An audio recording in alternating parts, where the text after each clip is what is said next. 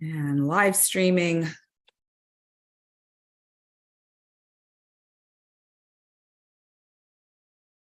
It always looks like it's taking longer than it is on this end. It's like it shows up and it's unexpected. Live streaming. Okay, hold on. It always looks like it's taking long. I'm gonna pull it closer to me here. All right. But longer, it's not hooking up. No, I think it is. I just have I set up a new browser. And so everything is a little bit, it's not quite as streamlined as it normally is. So I'm just making sure everything is working okay. It looks like it's good to go. All right. Welcome, everybody. Amalia and Madelaine with you. It's Mercury retrograde time, as most of you know. So obviously things don't always go exactly as planned, but we make do, we make it work. And those of you who have been with Madelaine and I for a while, you know, we have come really far in where we started when it comes to the technological aspects of this. And Madelaine has found ways to deal with, wonky internet signal, and as she's freezing up on this end. So at any rate, we are here today talking about the new moon in Virgo that's happening on Thursday, September 14th at 9:40 p.m. Eastern, which would be 6:40 p.m. Pacific. Well, I want to start off just sharing a little energetic landscape that I've been noticing in my circles, and that I feel really ties in so beautifully with Virgo. Virgo is very organized and practical. And what I have found that's been happening organically in my life, and was literally on the phone with one of my closest friends this morning about this time of like clearing out. It's like the seasonal shifts happen and we start to clear things out and make space, make way, and complete things in a sense. And we've got the nodal shifts happening. We're coming up into eclipse season here very soon. And what that tells me, what energetically anyway, is that we have these big shifts, these like transformational shifts getting ready to take place. And we're clearing out some things in order to prepare energetically and physically. One other aspect of this, and I'd be so curious for anyone who's watching live, if you want to drop into the comments, is anywhere in your life things shown up for you when it comes to, and we have retrograde planets, so there's a lot of review taking place, but there's also this sense of reviewing past relationships. And I feel like this connects in with that Libra eclipse energy as well. Past relationships, whether it's familial or intimate or business or whatever that is for you, what might be coming up where you're really thinking about what sort of relationships are aligned with you? What sort of relationships are balanced? That's another big one. And I'm getting a little ahead of the energy with this now, but I'd like for people to keep that in mind with this Virgo energy, which also the key word is I analyze.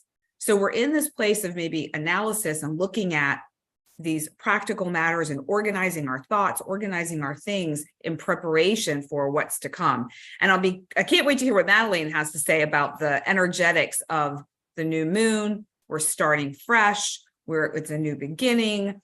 We're looking at our lives in a way that is grounded. It's an earth sign. But there's also other planetary aspects at play that are going to affect us too. So Madelaine, take it away.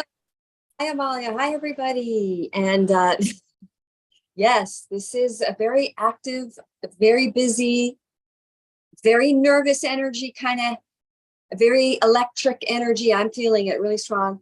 I thought that was interesting what you were saying about the evaluating relationships, because we've got the South Node in Libra, and then we have Venus in retrograde. So that's very much sort of introspective Mercury retrograde, introspective Saturn retrograde. We've got all these retrograde planets. So we are being very, shall we say, introspective and reevaluating. Yep. No problem with all that. Now, this new moon is going to be interesting because it's trining. It's a trining Uranus.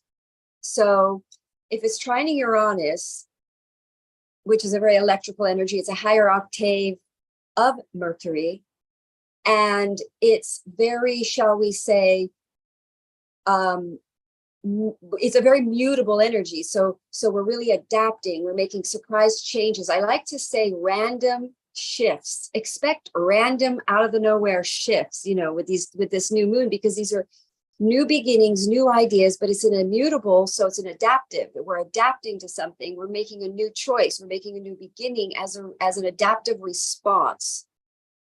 So, and now Virgo is of high service. So we're seeing a new beginning in an area that is practical and that is of high service to our tribe, or to our people, or to the people that we are here to serve, or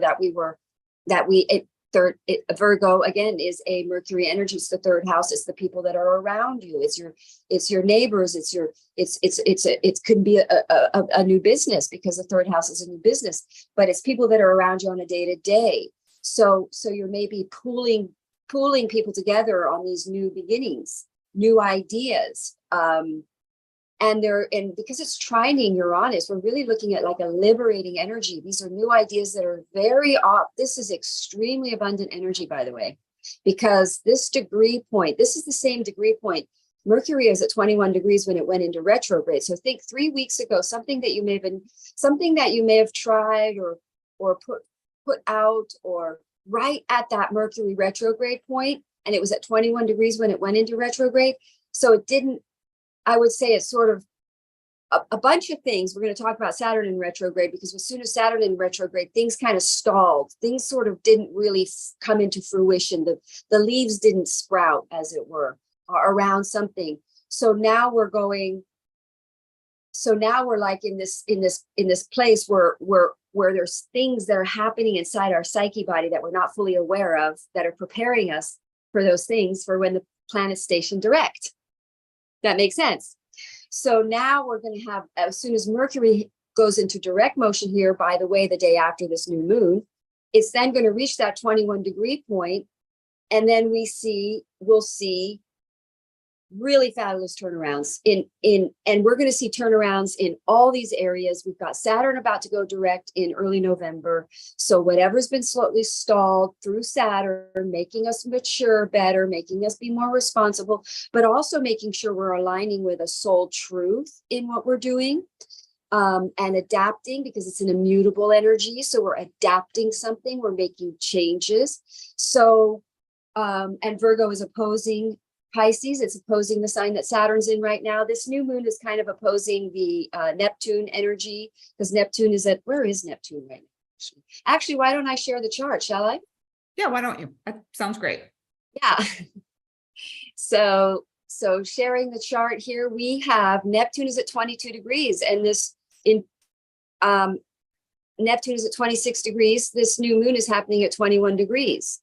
We have Mercury is the last day of its retrograde, then it's going to station direct. And then when it hits this point again, we're going to really see things moving forward.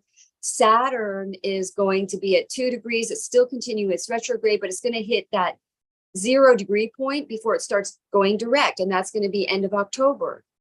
So, and then we have that eclipse in October, mid-October, and at the end of October, we have 2 eclipses. They always come in pairs. So we're going to see a new beginning here that involves high service. It can involve health, nutrition, health, and could be businesses, new ideas, we'll go through all the signs and we'll see how these new things are going to play out, but it's going to change. If these are new beginnings that change your day-to-day pattern, your day-to-day life is going to change in these beginnings. It's going to be a new routine of some sort. So we're taking a new beginning here. The nodes are going to be at 11 degrees, 56 at that exact minute. I mean, this is crazy. So I'm sorry, Mars is at that point. Mars is at 11:56. So we're taking some sort of aligned action, and it's a very good chance because Venus is still in retrograde. Where's Venus? Where's Venus? Oh, Venus is direct. What am I thinking? Holy manoli. So Venus is going direct. The nodes Mars is in the Venus ruled sign of Libra. The nodes are there in the sign of Libra. So we're going forward with joint projects. These are the big divine partnerships that are starting to happen, that you're starting to see missions. I'm seeing this in a lot of my readings as well, that people are stepping into service. It's really hard to see what that is right now. That's what's interesting about this, is that we're all going to see these new beginnings in something that we really had no, I'm going to say we didn't think could happen on some level, that it could be from the past because we've got the Mercury retrograde. It could be an idea that we had from the past, could have involved people or friends groups from the past, and that people rejected these ideas or didn't go forward. Now they're rebirthed with all these retrograde planets. We're coming into an intuitive knowing about what's real, what's true, what we should take forward when all these planets station direct. That's in alignment with our internal emotional center. So with this trine to Uranus, you see this new moon trines Uranus, which is like fabulous. I mean, that's like great news. These new beginnings, it's the Ace of Pentacles in tarot, right? It's a new offering, a new beginning, a new, we are planting a new seed here. But this is going to be something for the long haul. This involves partnerships. Libra, Mars in Libra, taking action, going forward, being motivated, being driven. It's in a very harmonious energy. It's about working harmoniously with other peoples for a good cause, trining Uranus.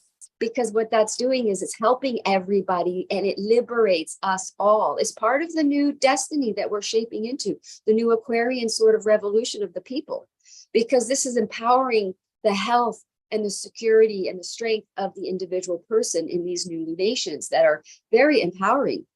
When it's very trining Uranus, and Jupiter is right there. So it's like, and it has a wide trine to Jupiter. Now, here's another weird thing, is that we have the part of fortune right on this new moon. I mean, every time anything really fabulous happens for me financially, I've got the part of fortune there, no doubt about it. So this is a very auspicious new moon. Now we're going to go through the signs of all 12 houses, and we're going to indicate which of the signs need to initiate and which will have things coming to them. Because if you're in the energy that you want to initiate, you want to take advantage of this energy as an initiate, because it isn't an earth energy, which might indicate that if you plant, you have to go into the actual action mode of planting the seed, sticking it in the dirt. If you are an earth sign, most likely that's what you have to do. You have to plant this seed, but the opportunity or the seed arrives in your possession in some way that you can now plant. Now, if your other more water energies, is most likely an energy, we're going to look at the charts, but if it's hitting in a water house, and well, it's always going to be in an earth house no matter what. But if you're a water sign, there's a good chance that it's going to come towards you, and you're going to water the seed, as it were. What about fire signs? Fire signs, this is a big thing. I work a lot with fire signs. Good question. If you listen, this is a new moon, to listen very closely. The fire signs need to listen to their fire. They have to hear what it has to come from their center, and it has to be not logical. It doesn't make sense, and it excites. You want to do it. And so then that thing that you feel excited about is the universe telling you, go that way. That's the way. This fire, you're supposed to follow your fire if you've got fire MC. And it excites you. You want to, yeah, that's when so that's the fire energy around these new initiations. So Virgo will automatically, intuitively feel like planting the seed that day. It's just going to happen. They're just going to go, oh, I'm going to plant it. Even if they don't know about the astrology.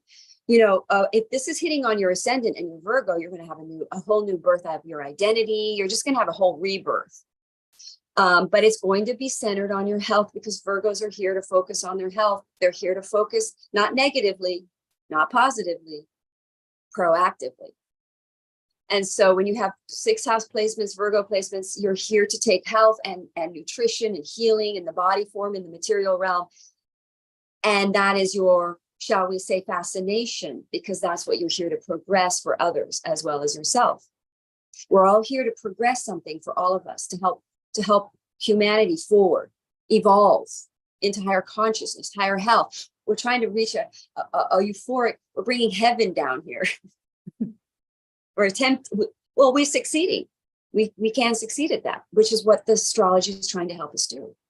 So this is an earth sign, new moon. This is about new, very auspicious season planting the seeds now. Whatever seed you plant now is extremely auspicious for the long haul. It's opposing Saturn.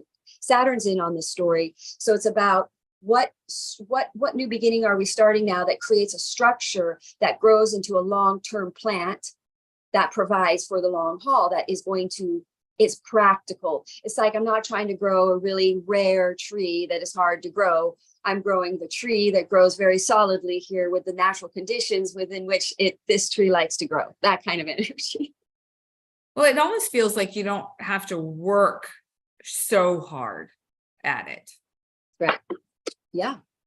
And in fact, another interpretation I had from what you were saying about the involvement of Uranus and Neptune and Pluto, even to a lesser degree, is that we might be surprised. Neptune is making things clear because Neptune's retrograde. Normally Neptune is very illusory and we're kind of foggy, but because it's retrograde, there's a little more clarity, and you might be surprised, Uranus, by what you see and the path that you're taking forward on this new moon. And then we've got that Pluto involvement, which is a birthing of something new. So we've got a lot of energy that's moving us, as always, in a new direction. But this feels very, very aligned with the planting of the seeds of the Virgo vibe. Yeah, I like that addition, because look at the connection here with this. There's Neptune in Pisces, which is so always a Virgo Pisces access is about the higher realms, connecting with the higher self or your soul, or you could say knowing your deeper self when it's going into retrograde. And Neptune is spiritualism, arts, the higher dimension. So we're like, I like that interpretation, it being clearer that way. I think that's interesting. Yes, I feel that actually quite strong. Mm-hmm. But look how it's trining Uranus. So there is a wide trine. It's a 5-degree orb, but it's like, or a 4-degree orb, but it's like, this is a very positive aspect. This is making look at this kite. It's kiting from Pluto. It's a wide kite, but it's there and it's wide. What happens coming around is it kind of moves in and around these kites and makes it a kite as it's turning. But this is a lineup. These are a planetary lineup that's really opening things up, and it's very spiritual. This is a very new beginning. This is almost like people are motivated here on these new seeds that they're planting, to sort of spiritually motivated, not materialistically motivated. These are planting seeds that it's like, this is another awakening energy around the solution being spiritual, ethereal, materializing with the ethereal, not the material. But we plant the seed, but we're guided by the ethereal. So with that Neptune, like what you were saying with that clarity was great. It's like we're being guided by we're going to be, so like I said, the Virgo is going to be intuitive in knowing what plant to seed, because that's that water energy, this intuitive energy kicking in, knowing what. So there's this, we're going to be guided by the higher realms in this new, you want to make sure whatever plant you seed now is absolutely following a spiritual motive. Higher consciousness is ruled by Jupiter. Jupiter is very a part of this, because why was that again? I forget. Jupiter is making a wide trine to, it's squaring Venus. Jupiter is going to be squaring Venus which is nice, but it's going to be trining Uranus. Mercury's coming in direct. It's going to perfect a trine to Jupiter at about that same degree point because Jupiter's moving up. Oh, it's in retrograde. Sorry. So Jupiter being in retrograde, Mercury is going to come in. So when Mercury goes direct and goes back into a square with Jupiter, and they meet again, Mercury is going to be further along to this point. So it's like, that's a very good point where things really something really good happens that opens doors, that opens opportunities. Venus is direct now. Money is going to start flowing better for most people. Relationships are going to really start flowing things. Venus direct is a general, overall, way better relief energy feeling. And it's putting people more in harmonious with their relationships, because during Venus retrograde, we went into introspective understandings of our part in our issues, in our relationships. We became more understanding of our toxicities, our codependent issues, or how we behaved in relationships that were not in alignment with our heart.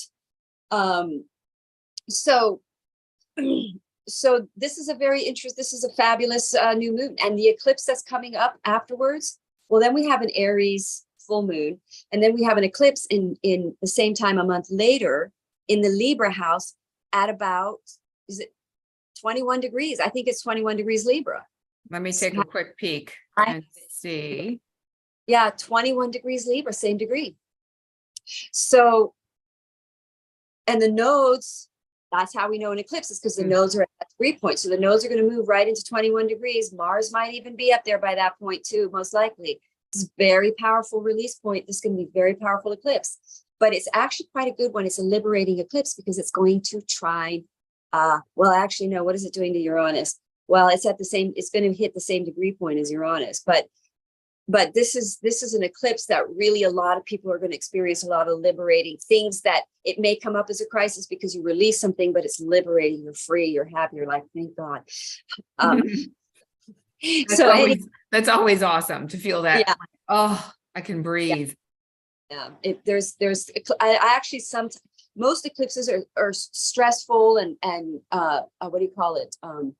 Disruptive. And with Mars there, it's going to be interesting. I'll take a closer look at that later. But for now, we've got this auspicious new beginnings that put us in a position to, and these are new beginnings that I think are very hard for us to see right now, even this close, that put us into some form of union or co-partnership with other people, potentially your divine mate, twin flame, or soul contracted person that you have a soul contract with in this life to be of service with on some sort of a project that elevates humanity, then causes an eclipse in your life. That doesn't feel so good, but no, because I think these new beginnings create the impetus that ends up causing the eclipse. So in other words, we end up moving, we end up changing, a relationship changes, we end up work changing, because eclipses, what they really mean is one thing goes bye-bye and another thing goes high. Because if you think about the nodes, this is really interesting. When you think about the north node and the south node, we are always, every day we wake up and we put our feet on the ground, we are saying bye-bye to something and hello to something new. And that is just the inevitability of life. We have to say bye-bye to people that pass away from our family and stuff, or, and then we have to say hello to the new people that are born. There's just every day we're saying bye. That's the south node. We're letting go of something and we're headed towards somewhere else every day that happens. I never thought about that, Madelaine. That's such a great perspective to consider, that every single day when we get out of bed, we are making a choice to leave something. You're leaving your bed, you're leaving your rest, your sleep, your space there, and you're going out into something new, something unknown. I mean, you may have your schedule, your little things you have to do, but you have no idea really how the day is going to play out. Right. Yep. It's interesting. So eclipses this is how you know, if you're looking through the chart and you don't know on the calendar when an eclipse is, and you're looking through, all you have to do is look for the nodes being near the sun and the moon. And you can see when someone's born on an eclipse, they're going to have the nodes near their sun or their moon. So these eclipses is when that happens. You let something go and you step into the new situation.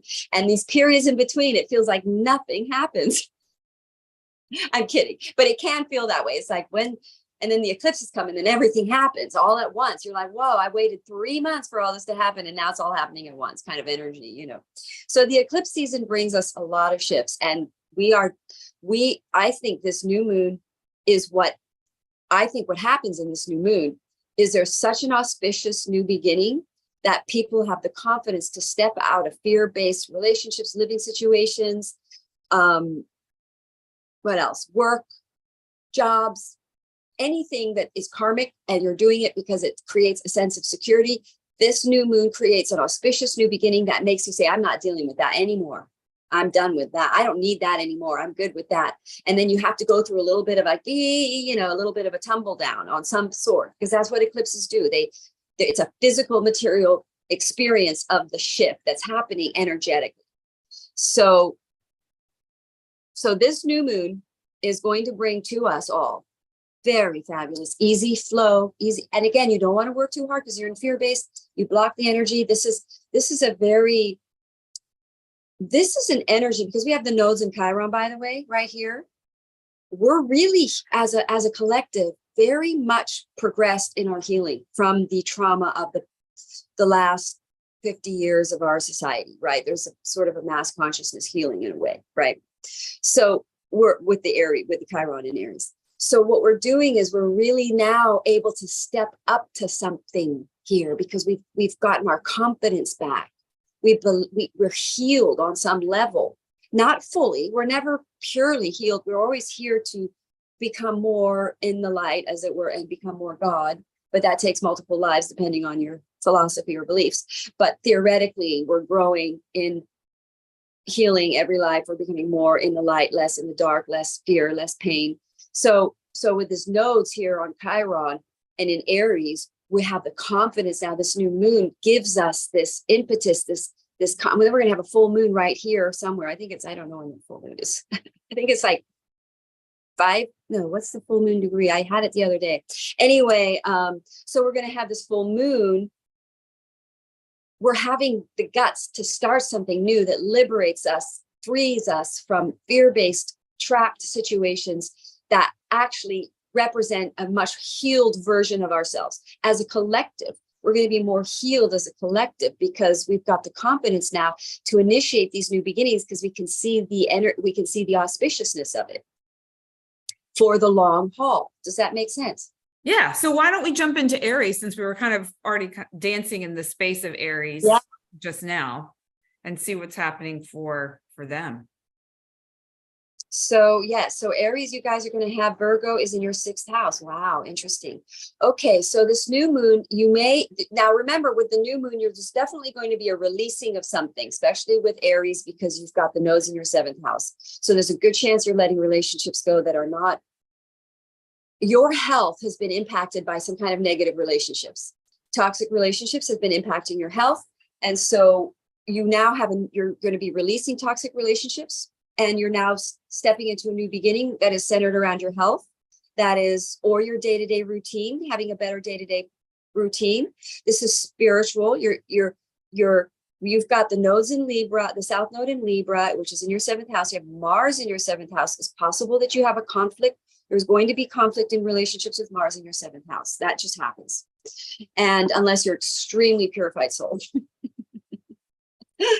You're not going to get in an argument with someone with Mars in your 7th. I guarantee it. You're going to get an argument with your spouse. So I think it's interesting that Mars is at that degree point on the South Node when this eclipse happens. So Aries are going to be letting go of relationships. Okay.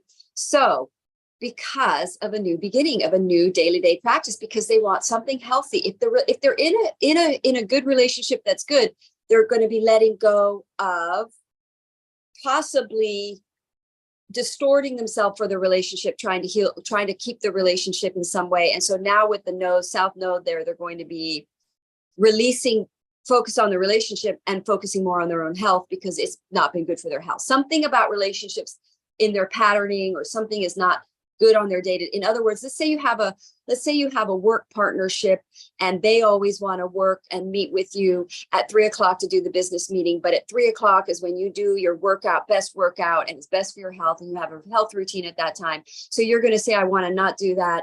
And they're going to go, no, sorry, this relationship doesn't work and I have to do it at this time. Then you're going to let the relationship go. And you're going to say, I have to go. My health is more important. So what else do I say with this Virgo? Their 6th house is being lit up with this you know, with the Virgo there, with the sun there right now, the Mercury retrograde. So they're doing a lot of attention and focusing on their day-to-day habits, their addictions. They're probably quitting addictions. Aries energy can be pretty addictive and impulsive, and so they're healing and working on taking new steps to improve their health and take new day-to-day routines. But also, I think they're going to be starting new work projects, because it's the sixth house, involving potential new relationships that are much more in alignment with their new way of living. What else would that be? Let me look at that. So yeah, they're just in general being more conscious of how they live their life in a way that's balanced with their health, their well-being, self-care, self-nurturing. And then they're going to step up and be in service in a way that is more in alignment to their living a healthier life.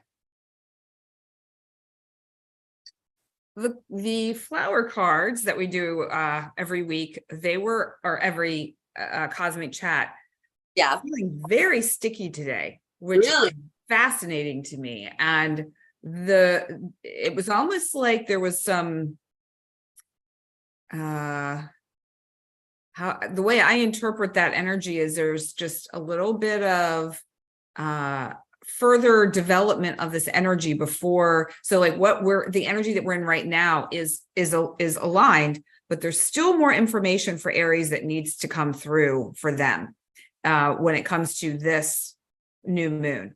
And the card that came through for them was silk floss. I don't know if you can see this, because it looks, the pink is washed out by the pink background, but then you've got this bright yellow here in the center, and I think this is called a stamen that comes out from here. I need to actually look that up to know for sure. But this activates confidence. And Aries, I feel like they don't really lack confidence. Most Aries have some confidence. However, right now it might be that they have, there's some discomfort with what's happening in their life, or how they're showing up in a relationship, or who they are in some way. So finding that place where you can be grounded in knowing who you are, the choices you're making when it comes to your health, your day-to-day activities, where you're putting your energy, so that you can shine bright, so that you can be in that place of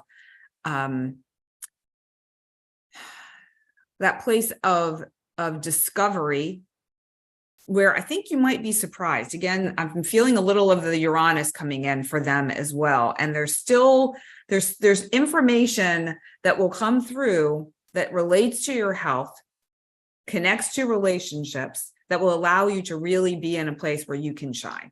That's the interpretation of silk floss for Aries that I'm getting anyway. Yeah, because if you add the fact that they've got the North Node on their sun or their ascendant, wherever you're looking at your Aries or your moon, and the North Node really does, being in the sign of Aries, really does sort of, first of all, you develop, everyone's going to work more muscles, get more muscles. It's like you're working out, you're more motivated, you're more driven, and then it's like more confident. So Aries are probably going to be very much more confident, because you can have Aries can sometimes give off false confidence. It's like an air, and it's arrogance, and it comes off as arrogance. Or the Aries can, with Chiron there, they're healing into a true sense of confidence, which is they are supposed to be very confident about themselves. That's the Aries energy, but it's supposed to come from a center of, you're supposed to, Aries don't believe it, then they're faking it. So now they're believing it. It's coming from a more internal center because of the Chiron there. I love that interpretation. That feels very much aligned. Yeah. The energy of that particular card, and where Aries might be right now. So yeah, awesome. Okay, Taurus. So you guys are going to have Virgo in your 5th house. So this is a new moon related to, Taurus could get pregnant, of course, with a new moon in the 5th house, but you could start a new relationship, a new creative project. The 5th house is creative projects. It's also fun. It's also an art project. You could start a creative project. Let me look at where else everything's hitting here for Taurus. South Node is in Libra. you have Aries in your 12th, you have the North Node in your 12th. I would say Taurans are because they have Uranus there, it's trining their first house. So I would say this is a really fabulous, liberating energy for Taurans to start being some sort of creative new beginning and a new birth, and something that brings them a lot of joy. And it could involve friendship groups. It could even just be you meet, sometimes on a new moon, you meet a really good new friend. You make a new friend that lasts a long time in this moon. It's very healthy friendship. It's going to be anything that starts now is healthy and good. It's like, or maybe it's a creative project, a new creative project that you share with your friends and your friends really appreciate. It could be that you start acting and it's a performing thing and you have people clapping. You get up on stage and you do something randomly that's new that then turns into something that lasts a long time. Taurans usually grounded, earthy people, like to have their hands in the dirt. They're shall we say, they tend to be sort of, they like things very, very stable and not risky. And this, with a new moon in your fifth house, you're probably getting a little wilder and taking some kind of risk and being playful and doing something that's a little bit out of your security zone. What do you got? I love this. So hollyhock, kind of a similar coloring to the last card. This one magnifies being of service and caring for others. But what also really jumped out at me, hold on, I don't have my glasses on, enhances confidence in yourself. And that's what I was hearing you say with this. And this also relates to relationships. With the South Node in Libra that you mentioned, fifth house is also can be relationships, romantic relationships.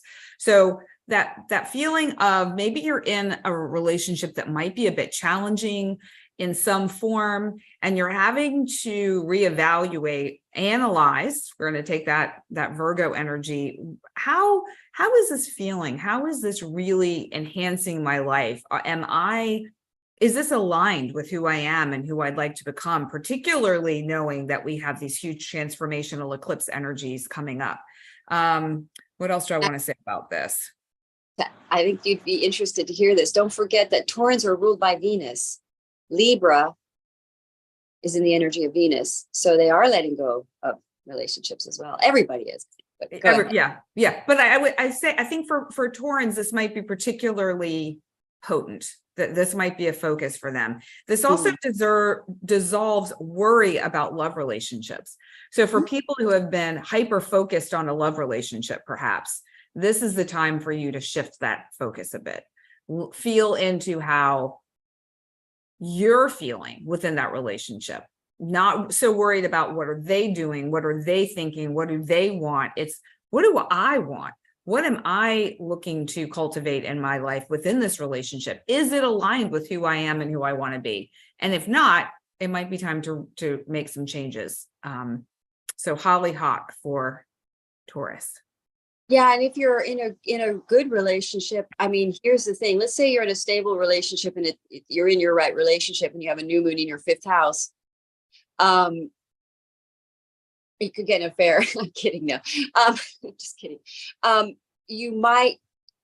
What happens when you have the South Node in a relationship energy like, well, Libra, you let go of just a focus on that relationship. You suddenly just become much more focused on yourself, with the nodes being in Aries, the North Node, that you just sort of neglect the relationship now. Maybe you were too focused on it. Yeah. Maybe and now you just get more interested into your creative project and you sort of abandon the relationship to some degree but it might be healthy, and it might just be that you didn't know that you could let the relationship go and it stays and it's fine and they're right there and supportive, but you just felt like you had to focus on the relationship so it would stay together or something. But anyway, that's how it play out if you're in the right relationship. I feel like that's a beautiful distinction too, because it doesn't necessarily mean that you end a relationship, although you could, but you are ending how you are engaging within that relationship. Right. Yeah. I and love you that. Focused with the nodes being in Aries. Yeah. Okay. Gemini. Be healthier, actually. You might discover your relationship works even better that way, because you didn't need to be so worried about it, you know? Yeah.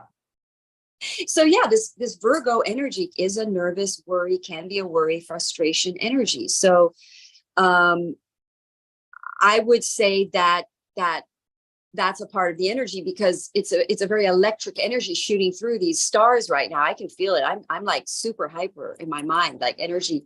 So it's like these energies are opening up, so that these portals open up, so our mind is receptive and active, so that we can pick up on these things, and we're getting ideas. And so it's a very lively electric energy. Yeah. I feel it too. All Yeah. right, let's jump over to Gemini. So Gemini, talk about electric. This is your guys are going to be feeling. You have Mercury retrograde, the sun and the moon right there with Uranus trining it.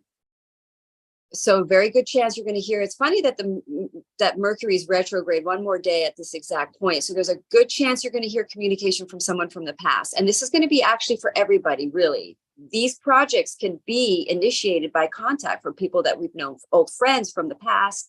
So for Gemini, you guys have Virgo in your 4th house. You're going to have a new beginning in the living situation. You may see communication comes in from someone from your past, and you decide to move in together. It could change your living situation, or you decide to move, or you decide to go or adapt your house in some way. These are adaptable energies. So where is there going to be a new beginning that adapts, that your life is adapted to? That's your 4th house. So new living environment, new living situation, new beginning. You may redesign your house. So Gemini, actually, I do know a Gemini who is moving into a new house, and it's like very much a project in their life that they now move into. That could happen, or you decide to start a renovation project. So what else for Virgo? I mean, Gemini, you're going to have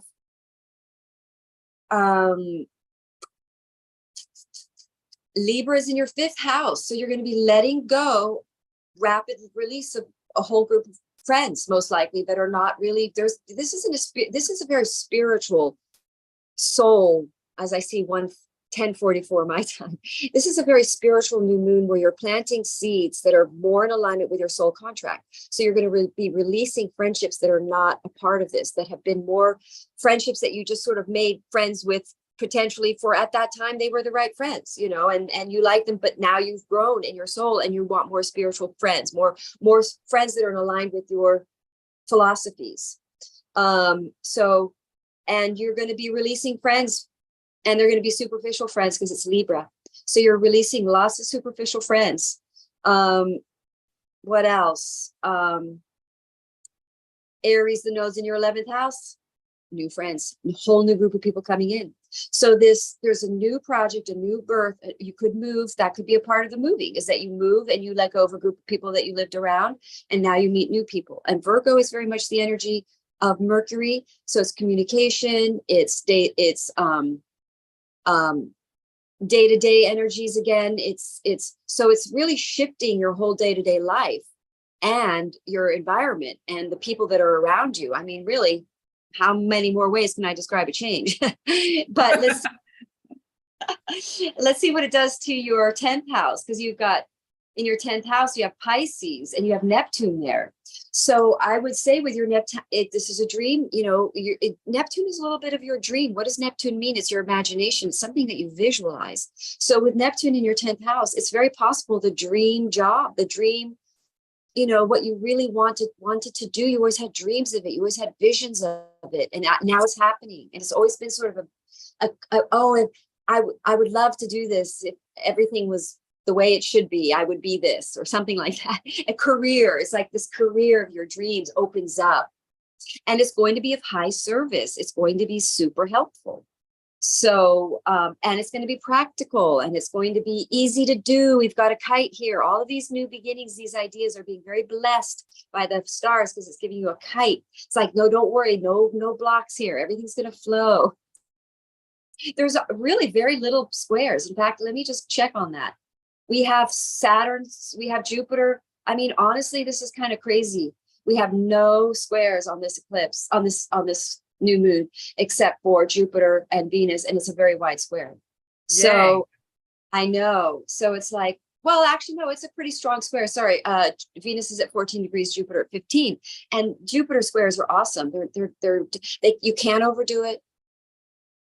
You can kind of go to push it. So just these energies being nervous and Uranus being in the trine, you could sort of nervously overspeak or overdo stuff, with Mercury. And so just everybody wants to ground. Mercury does, Virgo is a very grounding energy. The more grounded you are, the better in these energies. When this electric stuff goes on, just go sit on a rock. I like to do that. I do too. Maybe not a rock, but the beach, the ground. Yes. So the beach. Yeah, I like to sit on a big rock right by the lake, and it just is so grounding. Oh, that does feel nice. Okay, so for Gemini, we have the black bat flower. This activates fierce compassion, and the message is advocate for yourself and others. And what really struck me with this card as it relates to what you shared for them is that there is this shift that's going to be taking place for them. Fourth house to me is moving, but it's also your ancestry, your lineage, like where you come from. And with that, it might be a situation where you have to stand up for yourself within your family. You may have to stand up for your family itself with the outside world. There's going to be some place where you may have to speak up and say something. And we have that Mercury energy that's going on. Maybe you've been quiet. Maybe you've been quiet and now it's time to speak. Maybe you've spoken too much and it's time to like reel it back in, do some more inner reflection and then say something, whatever that might resonate and mean with for you. But it magnifies strength, confidence, and fearlessness. So whatever that is that you may need to say that relates to your heritage, your family, maybe it relates to the move that you're making. It could be very practical. We have that Virgo energy, very practical energy of maybe you need to say, okay, this house is worth X. I'm only going to pay X. And then the homeowner can come back to you. You can have that negotiation, but it's really like not bending over and saying, okay, fine, I'll give you whatever. Really saying, coming with some information to back up what you are relaying to someone when it comes to maybe a house, for instance. But it's really about advocating, speaking up for yourself, or maybe it has to do with other people too. So black bat flower for Gemini. I would say Gemini are going to feel it pretty strong because it is their ruling planet, Mercury retrograde there. So communications and people from the past coming in for Geminis. Yep. And with Venus in retrograde, you're working things out with people and healing old relationships that are part of your destiny. Yeah. Yeah. Yay. Nice. Okay. Yay. Cancer, Virgo in your third house. That's why I'm Cancer rising. So I was like, the third house is the house of Gemini. So it is a neurotic house anyway, but also I have my Uranus there. So this is happening on my Uranus. So talk about neurotic energy, in this energy field. But third house, information coming in, good news, potentially a new business, a new writing project, a new idea that is a new entrepreneurial idea. And it most likely involves a relationship or a person that you already know, or involving people that you know, because of the retrograde energies that are aspecting all of this. But also it's a new beginning, that it's very auspicious new beginning in your third house in the sign. It's a very good placement because the third house is very, shall we say, fertile because you have Virgo over your third house, which is a very mercurial energy. So it's a really positive garden to plant this new seed in. It's a very mercurial garden. So it works very well. So some sort of new idea, new writing project, new opportunity. And this is an earth energy, but most Cancers have their MCs around Pisces, or they can have it in Aries, depending on your MC. If you have an MC Aries, go for it, go after it, initiate. If you have an MC Pisces, it'll come to you. You don't have to do anything. You just have to water it, nurture it. So for you guys, Cancer, you have Libra over your fourth house. So you beginning, for me, I'm letting go of maybe so much focus and time available to my children. This happened to me again 18 years ago. I got more involved in my work than my children, and that's good for Cancers because they do get a little bit centered on their children. So I'll be letting go of that more. Cancer is going to be letting go of their focus on home, children, and they're going to be more out there, more with the North Node in their 10th house of career. So there's more of a focus on the opportunities. So this is going to be like some sort of a business opportunity. It's going to be career related. It's going to be good for humanity. This is going to be of high service. What else can I say for Cancer?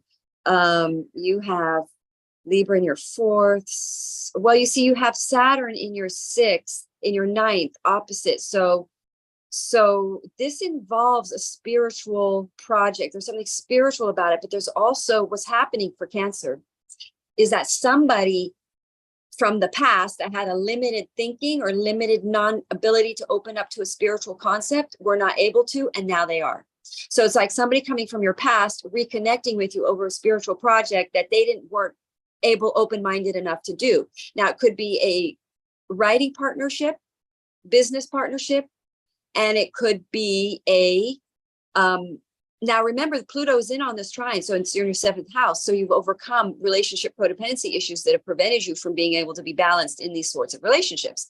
So now you're with Pluto there in your 7th house, you've grown, you've healed something very powerful there, which now enables you to be able to handle relationships that you can, let's just put it this way. You can handle doing powerful projects with relationships now that you're not codependent.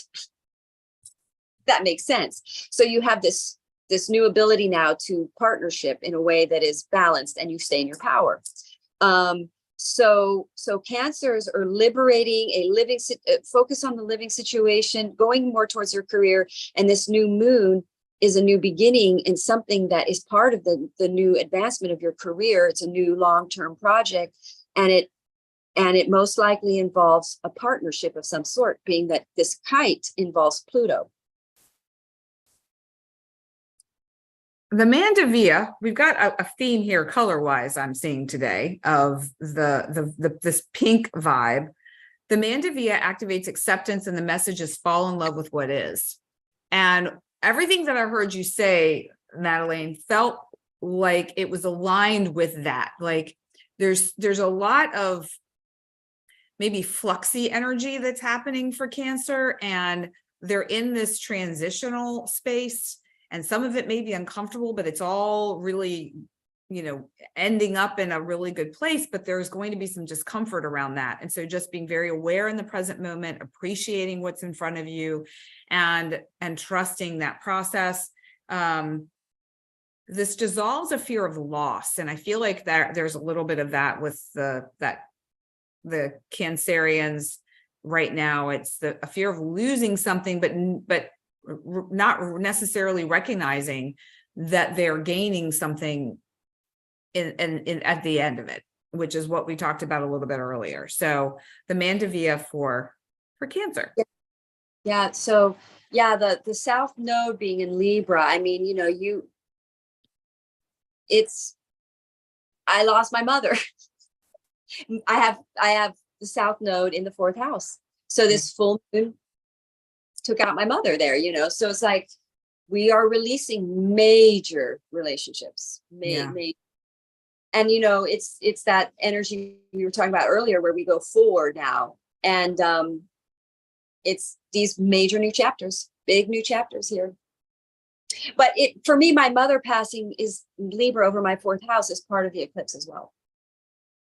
Well, and our hearts, I know mine and everyone else's that are watching this are with you on this, and sending your mom good vibes for her transition. And it's, that is a huge change. I mean, and that speaks directly to that card. So, bringing in more of that, just acceptance of what is, and the being present in the moment and appreciating all of it. The full spectrum of it all. And, with that 4th house sort of energy, it's very nostalgic as well. So of course you wish, and this is what a message to everybody, you want to you miss the fun times. You don't necessarily miss her. I don't miss her all those challenging times when she was going, but I miss, what I regret was we didn't have more of the good times, the fun, you know, and that was the lesson that brought to me, where really we want to cultivate more fun with people, more good times, you know. Yeah. I love that. That's a beautiful takeaway of Yeah.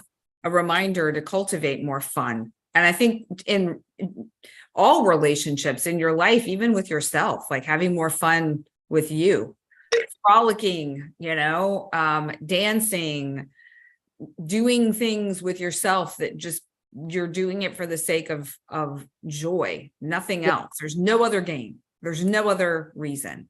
You know, you know, atheist, my dad's an atheist, and he's like, what's the point? You know, why are we here? What's this all for? And I said, Daddy, you know, we just got to make the best of it and have as much good time as you possibly can.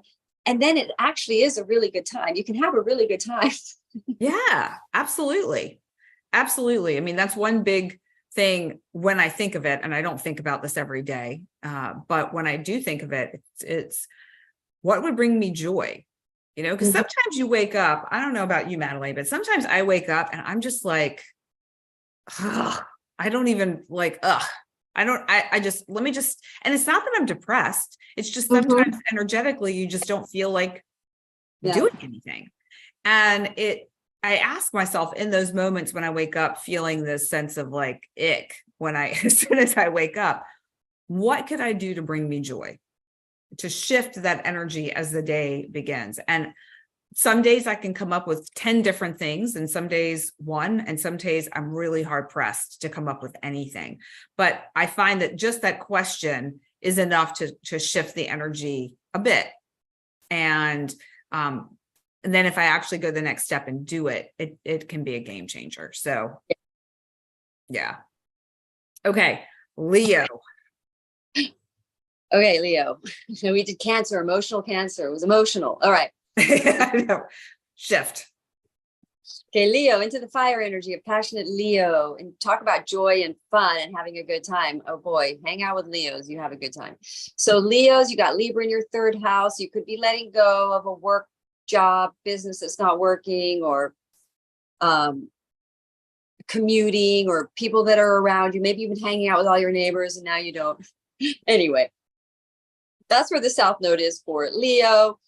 And then we have the this full moon, this new moon in Virgo. Where the heck is Virgo? Why am I in your second house? That's why I couldn't find it. I was looking all the way down the other end of the chart. So it's in your second house. Fantastic.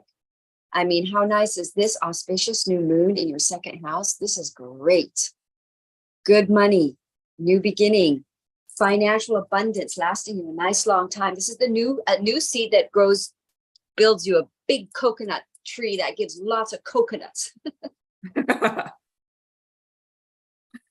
That make you a lot of money. No, this is great. This is great. We've got, because this is a nice house to have this new moon in, because first of all, it's an earth energy. And second of all, that second house, you guys have Virgo there. So this is a very, very fertile new moon, and it's sitting in your money house. And it's trining Uranus with Jupiter there. This is liberating you. This is a new financial beginning that liberates you. And this creates financial stability for you, which enables you to make a big change here. Where is this change going to happen? In the eclipse. This big change for you guys is happening in your third house. So that is like a shift. You could, well, an eclipse in your third house, information, knowledge comes in that can surprise you very strongly. But again, this eclipse, this eclipse, I thought was, the new moon trines Uranus, but the eclipse is a very Uranian energy. So it's kind of like this new beginning that occurs for you here on this new moon, this new seed enables you.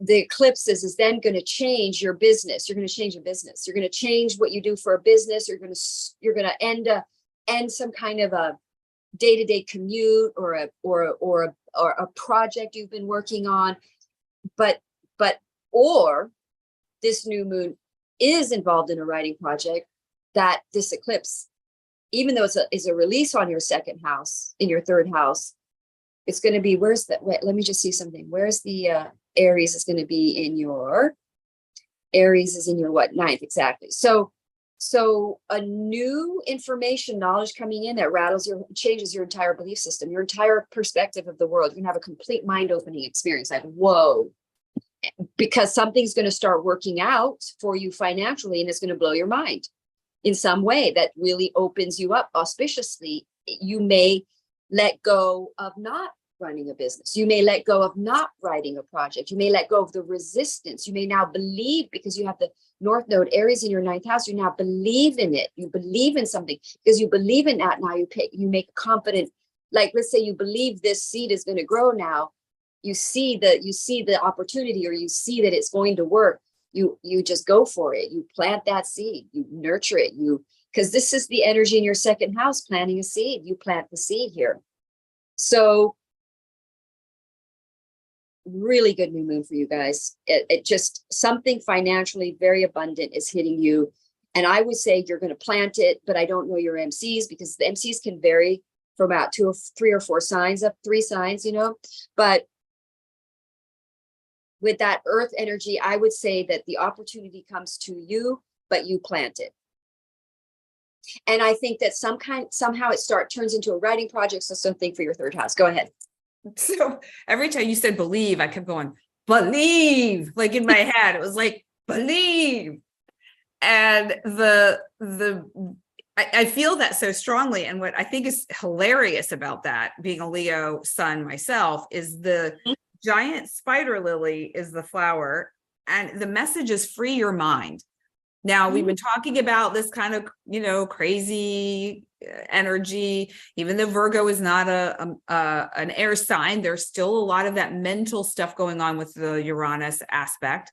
And I can speak for myself, this doesn't just necessarily connect in with Leo specifically, but I can overthink, and my mind can stop me from moving forward on things, or taking action, or planting a seed that would really be beneficial. I can think about my book, for instance, my book, We to Me, that is finished, it's done, but I'm stuck on the editing. That's the piece of the puzzle that I keep, there, and there's more to it than just that, but that does tie into this. And during this time, I am taking action to move the ball forward on that, and to, I'm getting the formatting done by a good friend, and she's working on the book cover. So there is this forward momentum and progress that's already taking place that will be happening during this new moon cycle. Like, when the new moon happens, between the new moon and the next full moon, I will be making headway on those areas. So it totally lines up. But I just want to mention the giant spider lily helps Leos get out of your head a little bit and really back into your heart, where you do the best, where you operate the best, and be able to move forward on things. It was very inspiring. I happen to know that your MC is Leo. So yeah. Yes. So I would say this is pretty inspiring for you. There's an energy of excitement and inspiration for you here. Big time. Yeah, big time. One other thing I want to mention too is this dissolves feeling heavy or burdened or stuck. So for any Leos who might have been feeling like that, this is a great time where you're going to feel this like push and this momentum forward in a way that you haven't in quite some time. So yeah, I love it. Giant lily. Out the Sabian symbol, if I can find it, because I put it up here on my screen, and it's really good. It's 21 degrees, 22 degrees Virgo is something like a crown covered in jewels. Like, yeah, I want to find it, but I've got so many gosh darn screenshots here. But anyway, it's something about, we now step forward with our jewels and crowns. A crown is covered in precious stones. Oh, I found it. So it goes, Virgo, a royal coat of arms enriched with precious stones. Ooh, I love that. Yeah, and then when you look at the part of fortune being at exactly 21 degrees, Uh-huh. This is the time to plant a seed. If one does not come your way, plant a seed. Okay. Yes. Let the Go seed for that book thing. I would say go for it. Your apps, that looks good. Great. Yeah, it definitely is one of those things that I've been hesitant for a number of different reasons. It's a very personal story for me, a story of disentanglement and the ripple effect that it had in my life for my not anymore husband, for my kids, for me, and all, the friends and family, all of it. And, being that infidelity was also part of the story, there's a lot of energy and emotion connected to that. So there's been some hesitancy in doing that, but I do know that there's a perspective that I have around that dynamic that is really valuable. And I want to just say, with that being shared, that I have a beautiful relationship with my not anymore husband and with our kids, and we can show up to holiday and big events. I mean, our oldest son is moving, he and his wife and their son, and both of us are showing up to help with the move. So it's something that can be traumatizing in the moment, but catalyzing for a transformation later that you just don't quite see when you're in the emotional trauma of it all.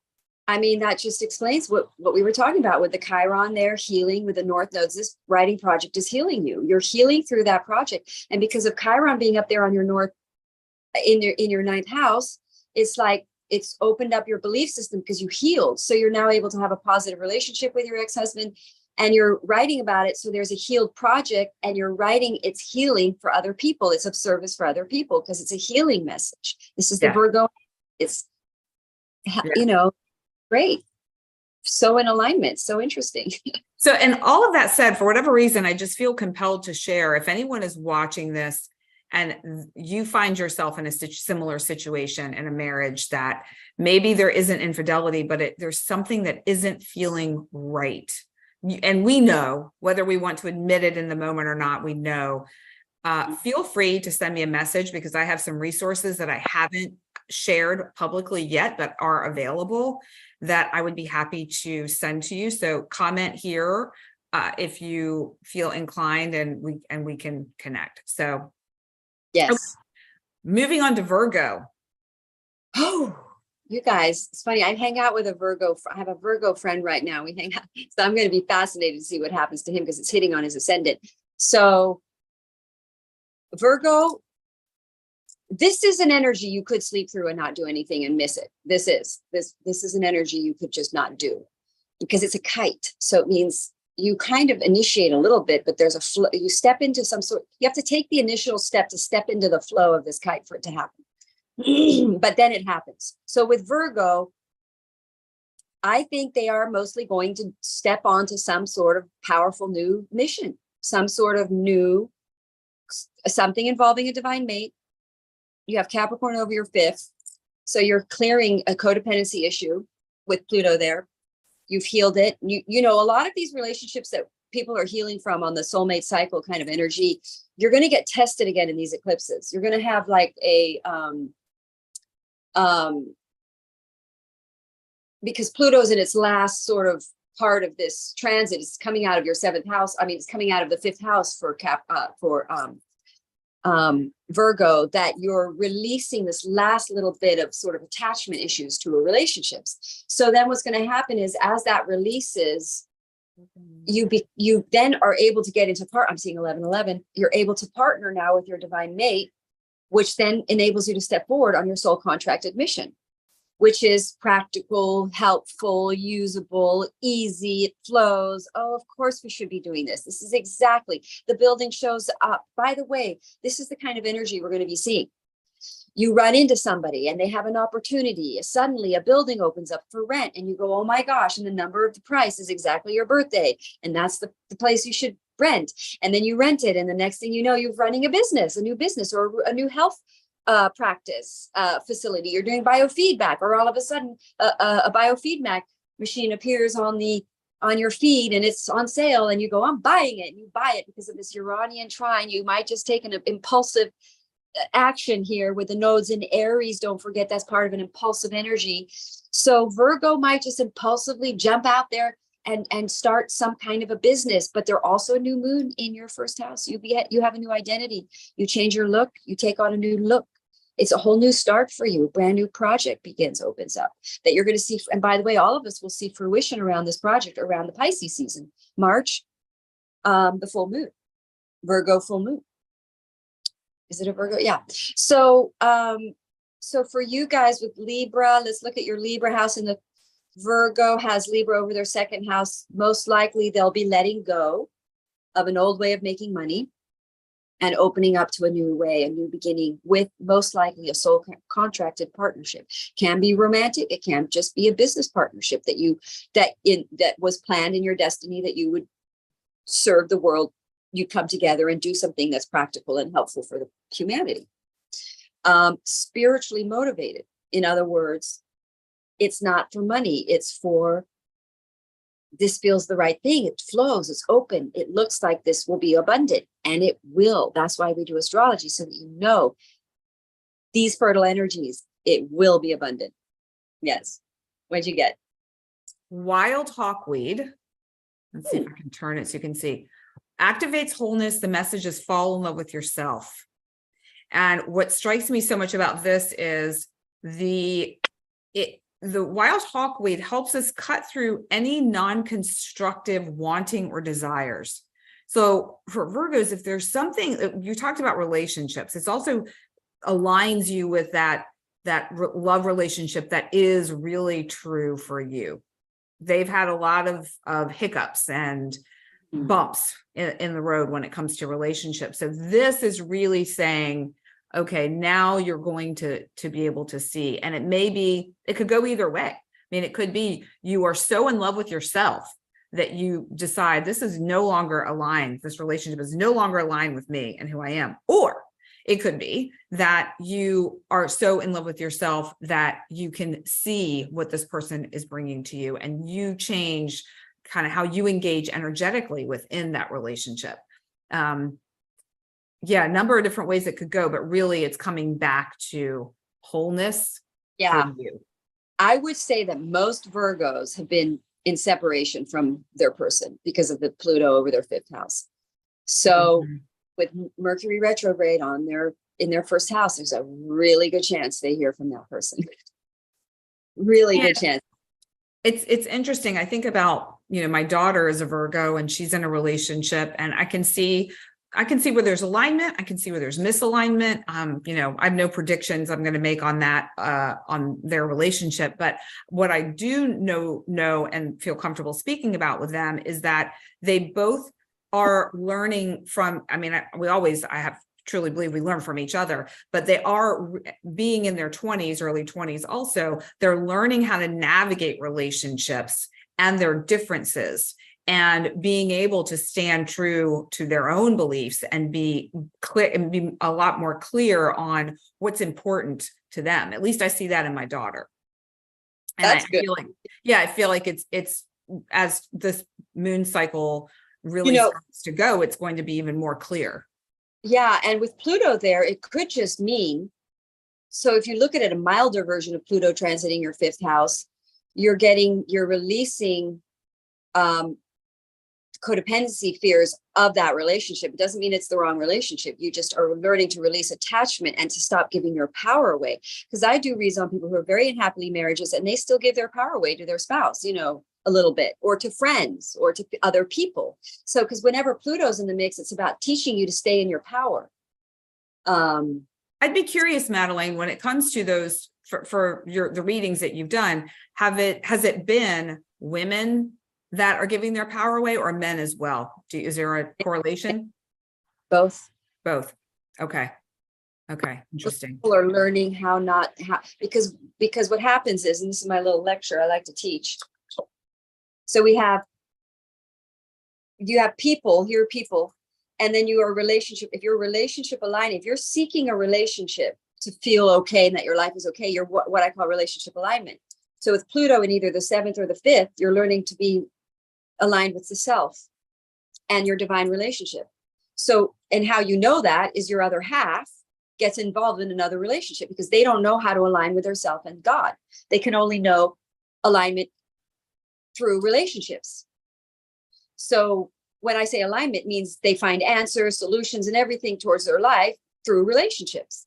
So Pluto transiting, so you're giving your power away. Both people are giving their power away to a relationship because they think they can't. Without the person, they're boom. But when you're aligned with the relationship can come and go. You're okay. You've got your standard. This is 11-11. That's why we're seeing 11-11, because everybody's learning to align with God, not the material realm. So both people are giving their power away to relationships, to being in relationship, because they're seeking God connection. Pluto always wakes us up to what we've made God that is not God. So what we've made God that is not God goes kaboomba. But when you go to God for it, it never goes kaboomba. It's there all the time. Well, so, I think that's a beautiful segue to Libra, because Libra is all about yes, harmonious relationships, balance, keeping the peace, really just like putting themselves second to ensure that everyone's happy. So, and Libra notorious for stepping stone relationships. They do not like to be single. They want a connection all the time. They'll just be in any relationship. They'll choose anybody.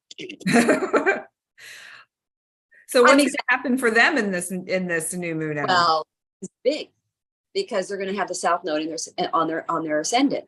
So Libras are becoming much more authentic, their true selves, and they're stopping distorting themselves and pretzeling themselves to hold a relationship. They can't anymore, because you can only live that long.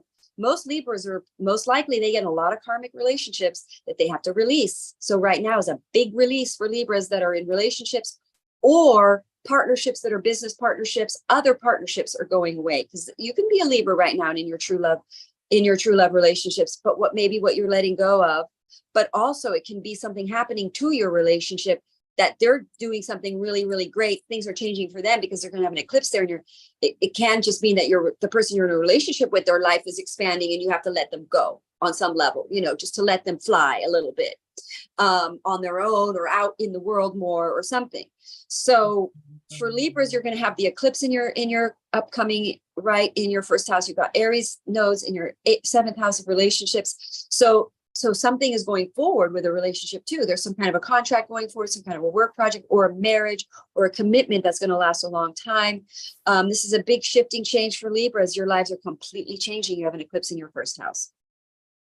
And you're going to have a lot more confidence. You're probably going to be, with Mars transiting your seventh house, you're going to be impatient, not tolerant towards undivine, unspiritual connections. You're not going to be able to do karmic, because you just, with the South Node on your ascendant, ooh, you can only be your honest truth. And there I was, Libras probably tend to be liars, and I don't mean that in a bad way, but they're doing it. They're called white lies. They're to make everybody happy, and it's not a big deal, but they're not being honest. They're blocks their chakra throat. So this new moon for you guys in Virgo is happening in your 12th house. Libra's your 12th house. Yeah. So this is wow. You guys are taking new beginnings in something that is very soul contracted. Most likely with your true mate. You're going to release other relationships and get involved in your true person. You've got a lot of karmic clearing here. And then with the Aries North Node, you're going forward with a soul contracted partnership. And then you're dive into your soul. This is something from your soul. And a couple of Libras I know have their nodes in the 12th house. So their mission is going to be activated. If you have a Virgo North Node, your mission is going to get activated here. So basically he's going to the Libras are going to sort of step up to their calling, their nodal, their mission that was here, that they will heal through. So Libras are entering into a very new healed patterns of relationships that are coming from a healed version of themselves. And so it opens up projects that are more in alignment with the soul. But karma had to be cleared first in order to sort of access the truth, because fear is blocking it. So things opening up for Libras through a little bit of crisis, relationship crisis. Go ahead. Okay, this Royal Poinciana, let me see if I can get it closer. There we go. So you can see it because it's hard to see. It's gotten cloudy all of a sudden here. So it got a little dark. So this, the Royal Poinciana activates conviction, and the message, ask for what you want, which completely connects with your throat before, Madelaine. Like, it's like that not being able to say what it is that you want because you're afraid of the ramifications within the relationship. Also, it magnifies clarity. So being very clear on what it is that you want, being very clear, and then being able to say what that is and having conviction around it, not this wishy-washy kind of energy and not wanting to step on anyone's toes or upset anyone, but really standing true to what feels clearly aligned with the direction that you want in your life. So Royal Poinciana for Libra. Interesting. Yeah, because that's exactly right. That South Node on your in your first house, you're going to start, because Libras are not being honest. They're not telling what they truly want, and now they are. Yeah. So Yeah. bye anybody that doesn't like that, because there's no choice here for Libras. Yeah, it is what it is there. Yeah, it's probably very uncomfortable for them, I'm sure. I feel uncomfortable for them. Yeah, because that feels sorry. big. Say that again. I'm sorry you have to go through this, Libra. Like, yeah, going to be for your highest good. Yes. All right, Scorpio. Scorpio, Virgo in your 11th house. Very nice to have your 11th house lunation, new moon. You meet a whole new tribe of people. And potentially you come in contact with a tribe that you do have a soul contract with, that you then step forward in new beginnings, a new job related to new people that you meet, new tribe. You could actually start a new social website, a YouTube channel, but also something could really take off on that level. Maybe you've already done it, and maybe this new moon, you post something that is like perfect. That is what you're really here to do. That's slightly different from what you were doing, but it's a new version of it and it works and people are really connecting to it. Because Virgo, new moon in your 11th house is very auspicious. This is an auspicious new moon for Scorpio. It's very lucky. So you're going to meet some lucky people that really advance you, that there's some sort of financial benefit. There's some sort of, because we are looking at an earth energy. This is, anytime you're dealing with earth, we're seeing a physical material reality here. And so for Scorpio, you're seeing some kind of, and this is involving a risk, because you came as Scorpio and you came with a fear of taking risks in money and trusting the universe. So this is going to open your trust up more, and it's going to put you in a position of shall we say, Aries. Where's Aries in your 6th house? Aries in your 6th house could be healing, because if you have Aries in your 6th house, the nodes there, you are focusing on your day-to-day habits. You're quitting things. You're really facing addiction problems. You're releasing, health issues can come up that you have to deal with. You have to take new initiatives in your health. You have to quit. You have to be you might go through some sort of, shall we say, bottom. It depends on where you are on the scale of your process in life.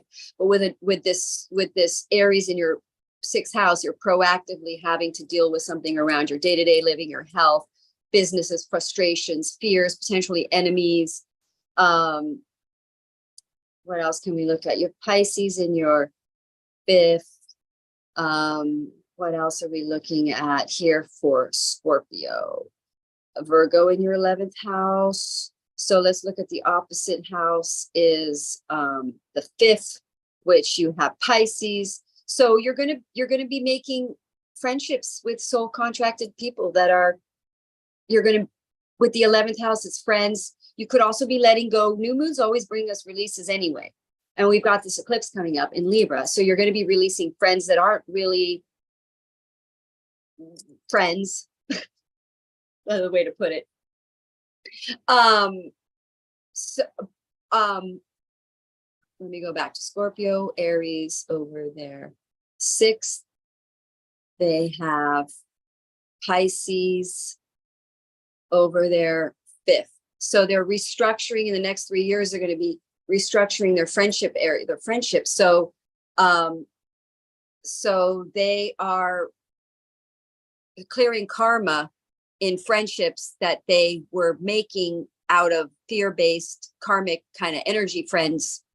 And they're shifting into friends that just sort of align more with their soul, that are spiritual, that are past life connections, you know, all of that.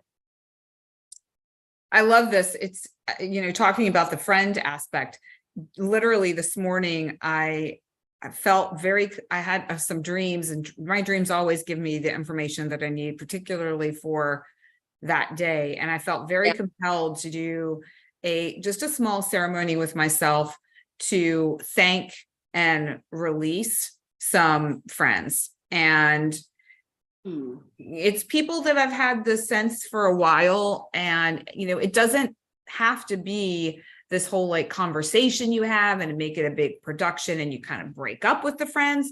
It can be done, in my opinion, just with yourself and with their higher self. If you want to use that terminology, do it in another realm or dimension where you connect with them and you have a conversation. And, you know, I thanked these people for their influence in my life, for their contribution. I thank them for the lessons learned, and I wish them well. And for me, the sign that I actually made that connection and actually let go of or shed that aspect is that I yawn one time, big yawn, and I know.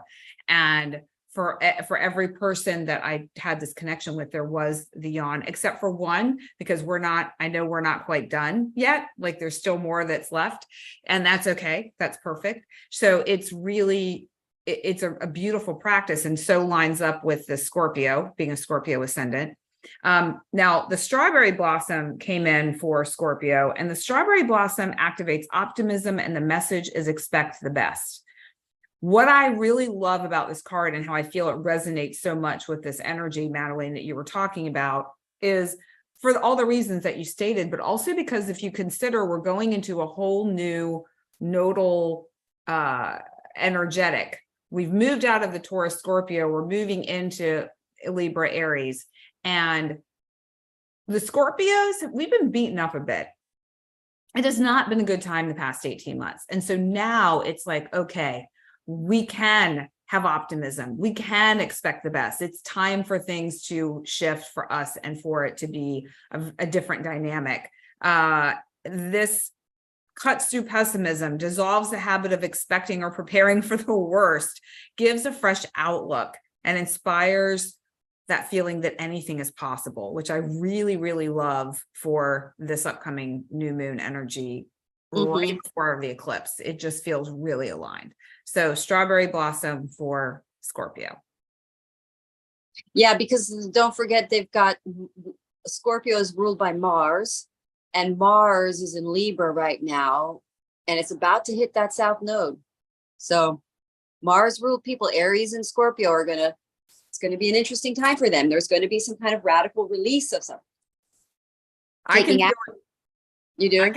I can feel it for me in so many areas of life. And, you know, literally like cleaning out closets inspired by my friend, and the friend releasing, and just really getting clear on what's valuable to me and what I need and what could I give to someone else that would be valuable to them. You know, not this like holding on to everything, that kind of fear-based, I might need this someday energy. Let it go and allow somebody else to be able to use it now instead of waiting till later. Yeah. Okay, sad. So, but it is very lucky for you guys, this new moon, so I'm excited about that. Me too. Yay. All right, Sagittarius. You guys have the South Node in your 11th house. So South Node in your 11th house. Wow. You guys are radically releasing old friendship groups. This is big. Libra there. The eclipse in your 11th house. You're going to new groups coming in, but old groups going. You've got Virgo in your 10th. So great for Sagittarius. Yahoo! I'm Sagittarius sun, so that's great. So that's new moon in your 10th house, new career, new work, new opportunity. And again, this is a soul contract. This is of service. This is of what is really needed. This is what you were created for. This is what this new beginning is. Very auspicious. It's going to be a solid financial progressive thing that sustains Sagittarians financially for a nice chunk of time, perhaps 30 years, you know, the Saturn cycle here, because you've got your ruling planet. Saturn is in the energy of your planet, because Jupiter rules Pisces and Sagittarius. So your Saturn is in the feminine sign of your energy, of your astrology, as it were. So this is a very spiritual, new, soul connected beginning that involves spiritual relationships. It's possible you're going to change your living. Oh, I know rising Sagittarius, this fits really good with, she's Virgo moon, Sagittarius rising, and she just bought a tiny home and put it on her property, and she's now going to heal people. She does very good body muscle work, and she heals people, and she's amazing. Like, she'll go exactly what's wrong with you. She'll tap right into it. She has a Virgo moon. They're so intuitive. She's going to start practicing her healing business there, her modality, in her 4th house. That's Pisces there. But her Virgo new, so this is her career, is going to open up. She just got this tiny house, and people are going to drive out there. I'm going to drive out there to see her and visit. So this tiny house, so she's going to start a new career in the 10th house. Boom, Virgo North Node in her 10th house. It opens up her work completely. I think she's going to be very busy. She's very good at this. So that is an example of a Sagittarius rising. What else can we see for Sagittarius? So you've got Aries in your 5th house. So you are forming new friendships, new creative projects. You're probably being very inspired. See, she's got this new tiny house. She's going to go bananas decorating it. Because she's got Aries in the 5th house. It's super creative. You're going to be really motivated. She's got lots of planets in her 5th house. But basically, Sagittarius ascendants are probably going to get very interested in doing something creative for the next 18 months. They're going to either go nuts on their social media platform and be very creative, taking photos. She does beautiful photos. Or they're going to start, my sister, she's super creative, Sagittarius rising. She might start her kind of animation thing that she does and start a project. Now, it could just be that she puts it online now. She's got other placements that might benefit her. This is a time to initiate. When Mercury stations direct is a great time for everyone to initiate new things. And so she's going to be people, so some sort of creative project initiating. And Virgo being in for Sagittarius, Virgo is in your 10th house, right? So this is going to turn into some sort of opportunity. It's a practical career, a new practical career, basically. But also you might get sudden recognition for it, because the 10th house is recognition. So a new beginning in something, suddenly you become known and recognized for something. Your status change. You could get married if other placements are in your chart, and now you're a wife. That kind of thing. And with the Libra going on, you could get divorced. Your status changes, you get divorced, and now you have to go work. Maybe you were joint financing with them, and now you have to have your own career, but this new beginning enables something will show up. Fantastic. I totally dig it. We've got the nectarine blossom for Sag, and it activates sweetness, the messages you're among friends, and how I feel this is so connected to what you were saying about friends groups.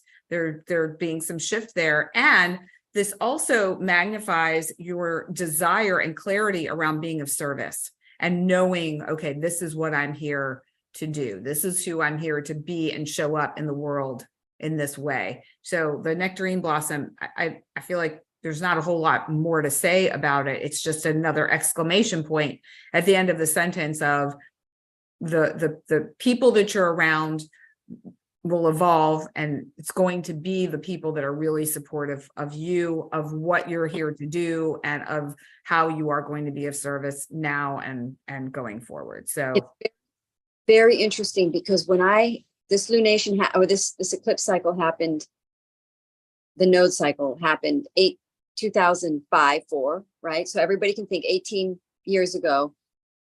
And I'm Sagittarius sun. And I made I had Aries in my 5th house for Sagittarius, but Aries would be my 10th house for Cancer rising. I made a whole bunch of new friends, and we ran an art gallery together, and it went really, really well. So, and it was creative. Think about that. Art gallery, Aries, the arts, friend.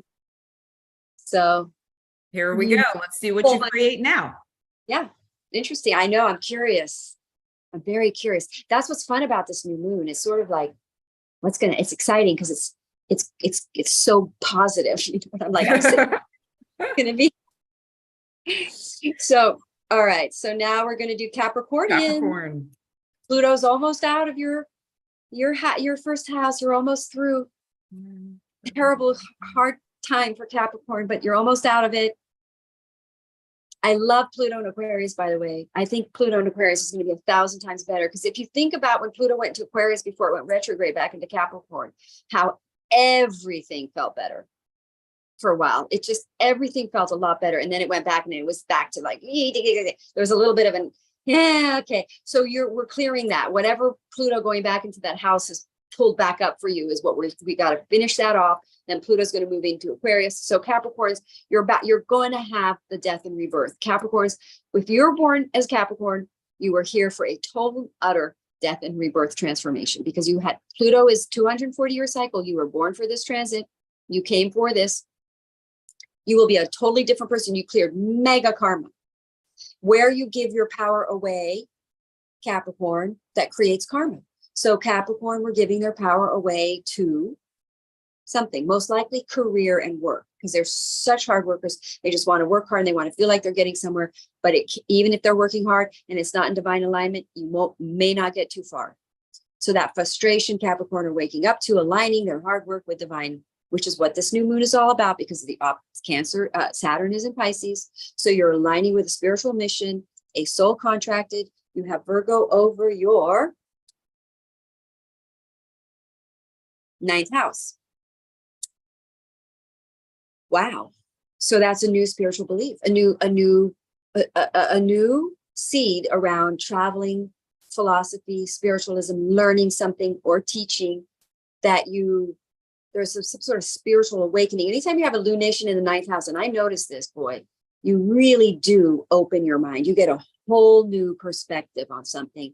And then you go, okay, I can do that. I'll travel there. For example, let's just for fun say, oh, I really want to go to Greece, but I hear the economy there is in really bad shape. It's not true. I'm just making this up. And because it was like that a while ago, and it's just like crazy, or there's like, it's really hard it's really expensive. And then you find out that's not true. You can go there. Like my sister told me, like flying from London to Italy was like, she was saying the prices of those airplanes are so expensive. So I was reevaluating my travel. Like, so you're like, oh, I shouldn't travel there because that's too expensive. And then you find out and you look it up and you're like, no, she wasn't right about that. It's like, that's not quite true. You can get really good price tickets. So it's like something new beginning opens up, where you open your mind and you go, oh, I can do this. We can make this work. This is a new, and it opens your mind. It's somewhere your mind was closed tight.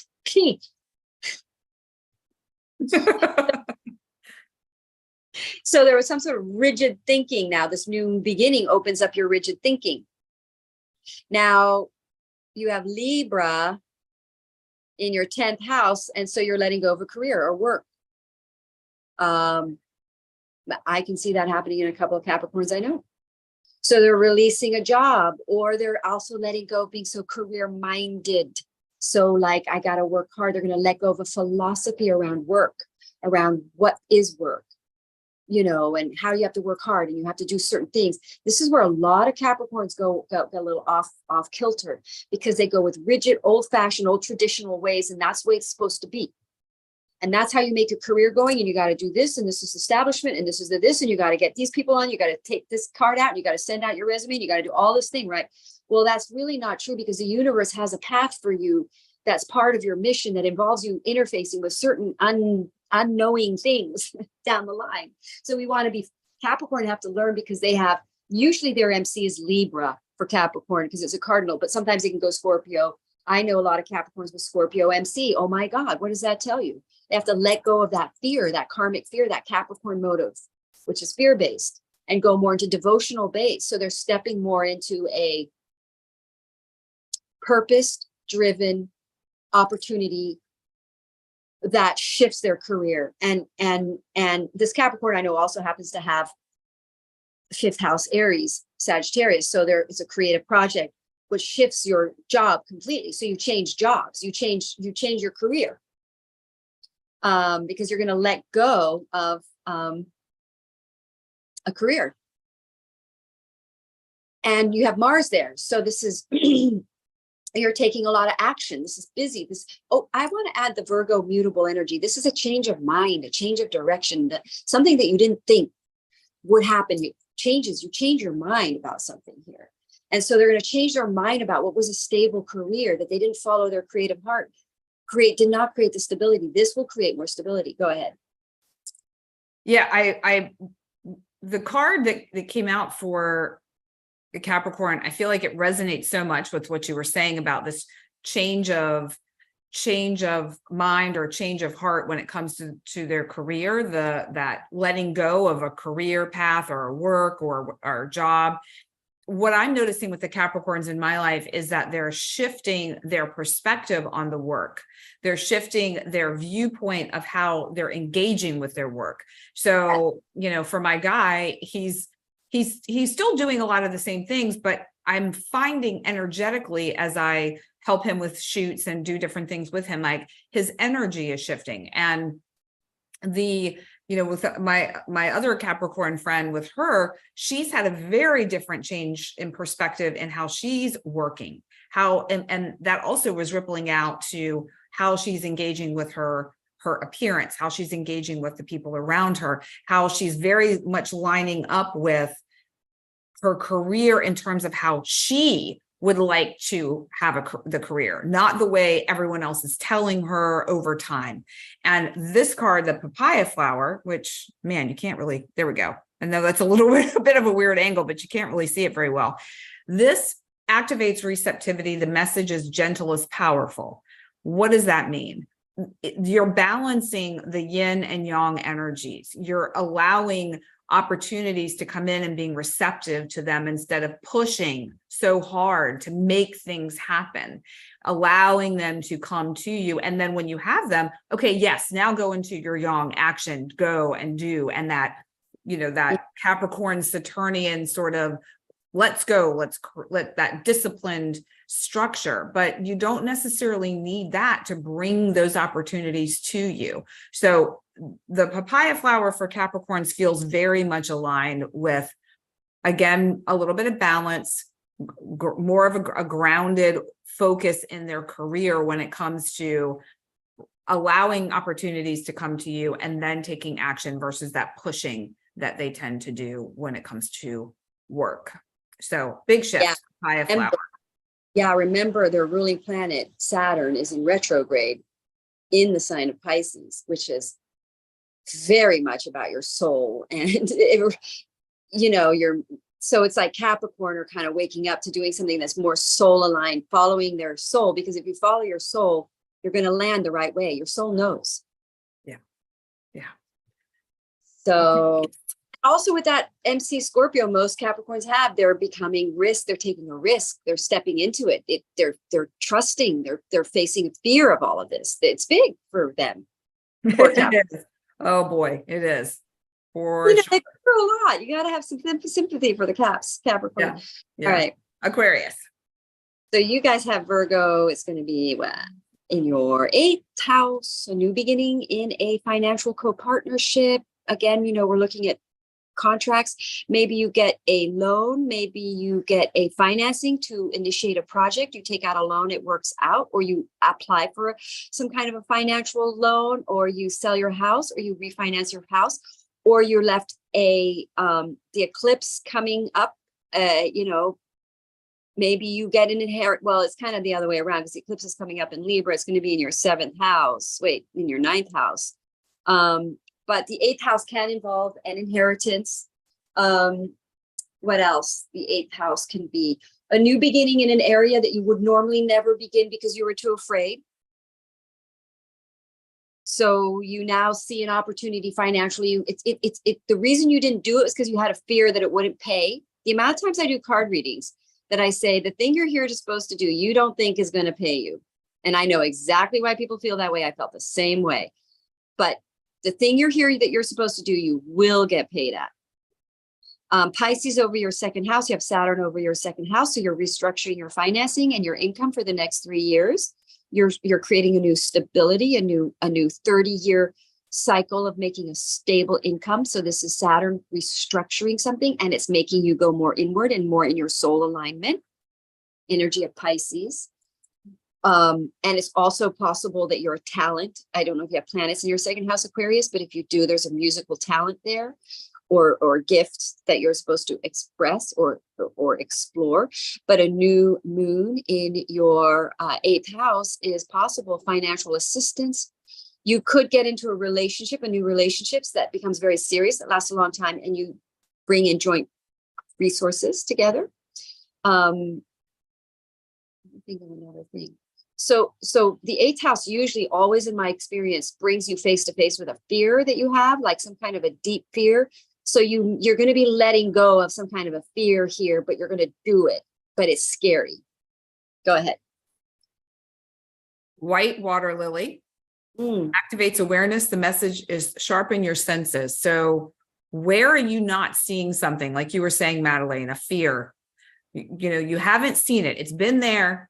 And it's like literally in front of your face like this, but you're looking all around it. Like you're just like seeing it, knowing it, and then being able to move through and process it. And feeling more connected. Aquarius is, it's the 11th house, it's friends group, but you may not always feel very connected with your friends. You may not feel like you have that support. And the white water lily is a reminder that you do, that there are people that are there to support you, that you do have people in your corner, and to, maybe you need to find ways to activate that within yourself with them, not seeing your role in how these relationships aren't exactly the way you like them to be. So white water lily for Aquarius. Well, the other thing we could have been doing this whole time, which I didn't do, is looking at both your houses, that both signs, they have 2 houses ruled by Mercury. So we weren't looking at the other Mercury ruled house. But for Aquarius, interestingly enough, Gemini is over their 5th house.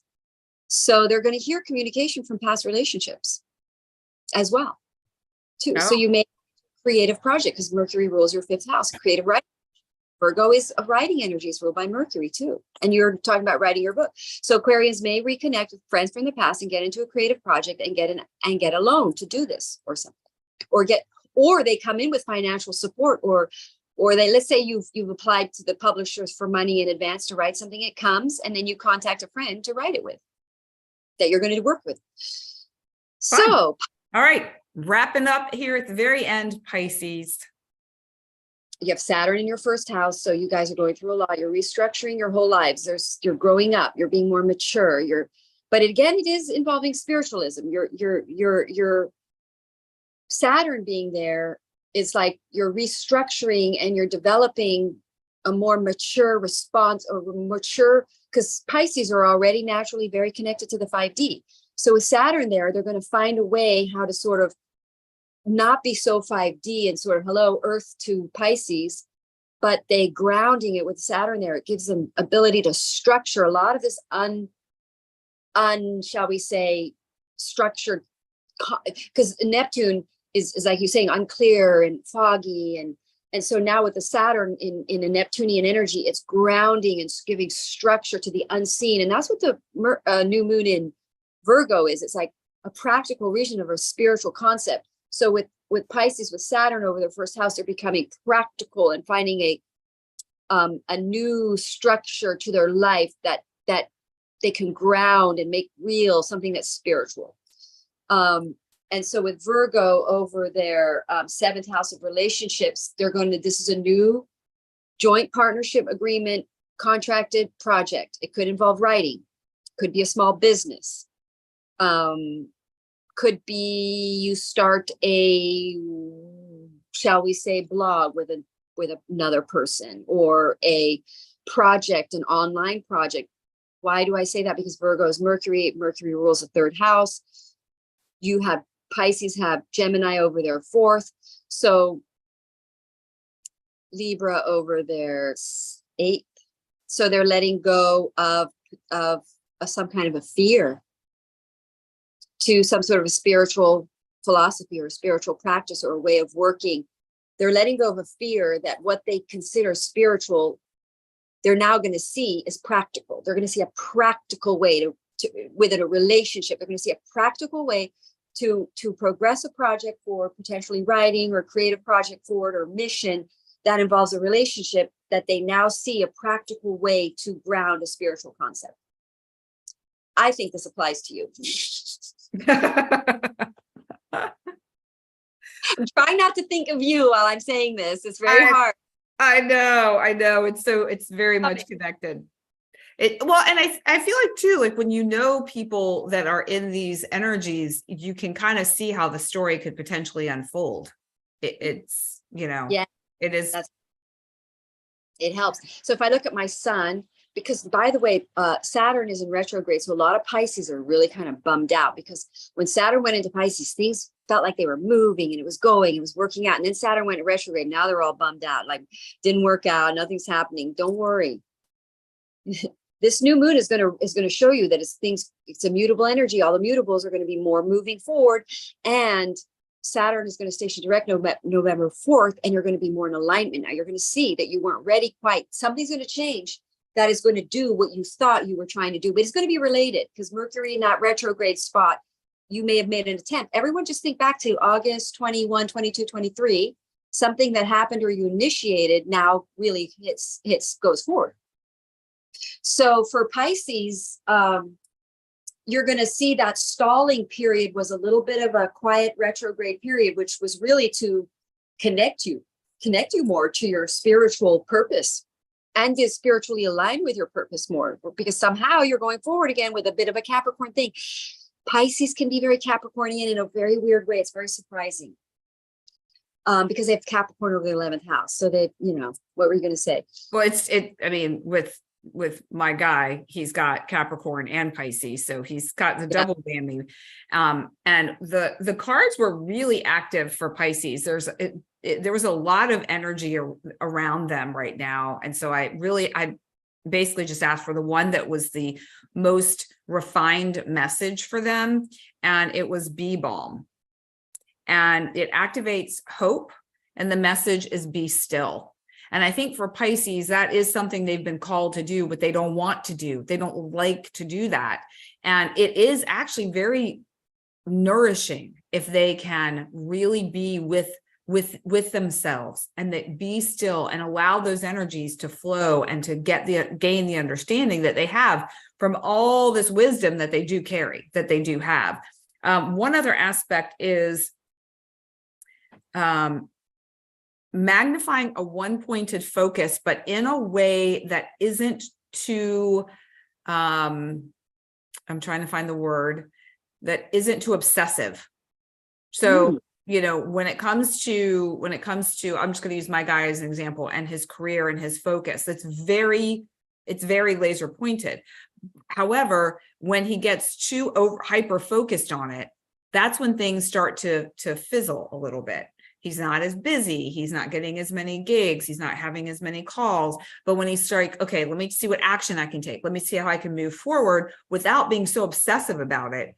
Little things start to happen and the energy begins to shift. So just a reminder. And when you look at Bee Balm, there is that, it's like all these little possibilities and potential, but they're not pointy. There's this like expansive feeling and quality to it. So, well, what's interesting to me about that card is it's purple, which is the color of Jupiter, which rules Pisces. So purple is the Pisces color. Purple represents the 12th dimension, the higher dimension. And that's exactly what we were talking about. So that card is like grounding this purple energy. It looks like it's coming down and grounding something from the higher dimension, coming into reality plane. Yeah, well, I was just going to say one thing about, so this is a new moon for Pisces. If you're not in a relationship, there's a good chance you meet your person, your true soul person. It's a new moon in your, and you have a mission with them, or a destiny, a shared destiny that is in your destiny that is initiate. You have a destiny in your destiny, so that you now is the seedings of initiation, and it involves a relationship. It could be a contracted relationship or a business partnership. Could be it could be romantic. You know, you could hire a new attorney for something, and then it works out. If you do hire an attorney during these energies, if you have to be in any kind of a law situation, it's a good time. So really the sort of wrap up message, as it were, on it all. One more thing, if I just look at, so Libra, they have the 8th house, they're letting go of fears. Pisces are letting go of deep fears around what's blocking them from trusting the unseen forces. Trust, that's what the 8th house, they've got the Libra there. So they're letting go of the fear of no God, fear of nobody taking care of them, fear of they got to go Capricorn to survive, you know. They have to do it themselves. Yeah. That's right. They're going to let go and let God, because I'll tell you, the Pisces I know, they've been in so much resistance because of that retrograde in Saturn. They want to crash their head against the wall and give up and die. They say, I'm done. Everything's failing. I give up. And that's because they've been in resistance, being Capricornian about their mission. And don't give up. Have hope. Well, their surrendering makes you let go, and then the universe can play out its will, because you've too strong will. Pisces get very strong will. They're very they think Jupiter in shadow, they're ruled by Jupiter, is very rigid thinking. And they think that, so they go this way. It's kind of Capricornian. It's weird. And and so they just bump into a wall, and they work so hard at it that they exhaust themselves. And then they're just like, it didn't work. I failed. No, you didn't. You were just going the wrong. You were doing it from the wrong. You weren't following your MC energy. And so now you were in so much resistance to the way that it's supposed to flow. You let go, you surrender, and then all of a sudden the flow happens, and they get taken to their true destiny because they release the resistance. So just little tweaks. Yeah, that's happening for Pisces. So hang in there, Pisces. It's going to work out. And this new moon is opposing your house, and a new moon opposing your first. It's an ego, really. You got to let go of your ego. And Pisces are some of the most challenging people because they have really negative storytelling. I have to work hard with Pisces to get them out of this repeat negative stories, doomsday. So, you know, they're going to have a spiritual awakening because Saturn there, they have to sort of move their mind, change the way their mind works so that it can happen. Yeah. And that's, that is a lifelong ongoing evolution for them. All your mutables are going to have mental issues. I just mean attachment mind opinions that are constantly being mushed around, like the mind is just constantly being changed, but that's the way that is set up for them to evolve that way, and the good thing about the mutable signs is they do change their mind. They do see things quickly and change and see, and that's a fabulous energy, because the way the universe works, if things are always changing, the reality is always changing, and we have to be able to be, the more adaptive we are to the new, the more willing we are to work with the new adaptations and new changes, the more we're working with the universe and the more abundant we're going to be, because we're not, our mind is not going against what's happening. And then we step into what's happening, and that's where the abundance is. So there you go. Beautiful new moon, changing our minds and stepping into the more abundant flow of something. Yeah. It's going to be powerful, and we'll be coming back in 2 weeks. I will be on location, if you will, at a different place. There's a couple of surprises Madelaine and I have for you in this next month or so. We're not going to reveal it all yet, but I'm going to be on the road. So I'll be coming to you from Virginia next time.